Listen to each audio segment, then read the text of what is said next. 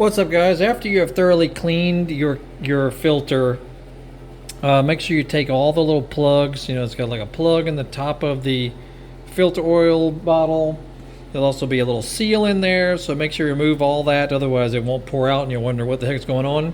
And all you do is just tilt it upside down and don't press firmly, just gently let it pour out, very gently.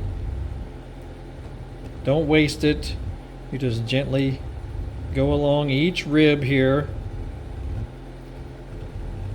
Okay, and then you may want to turn the filter the other way, do it again, then flip it over, do the same thing underneath.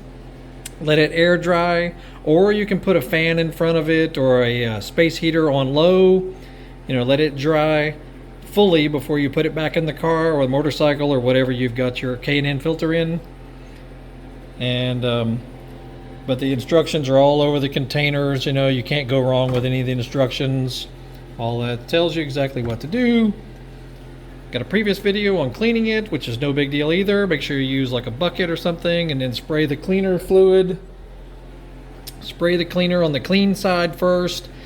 Rinse it gently, in your kitchen sink or something. Just do it gently, with cool or warmish water. You may want to do it in a bucket so that you can see the nastiness that comes out of it. And just make sure that it's fully dry before you apply the filter oil. And yeah, very easy to do. Anyway, clean out your air box also while you've got everything off. And make sure there's no tears or rips or anything, because if there are, you need to replace the entire filter. But no big deal. And you should do this.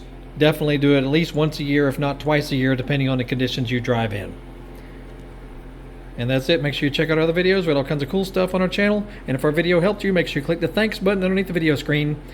That's it. You'll have a great day. We'll see you. Like, subscribe, follow.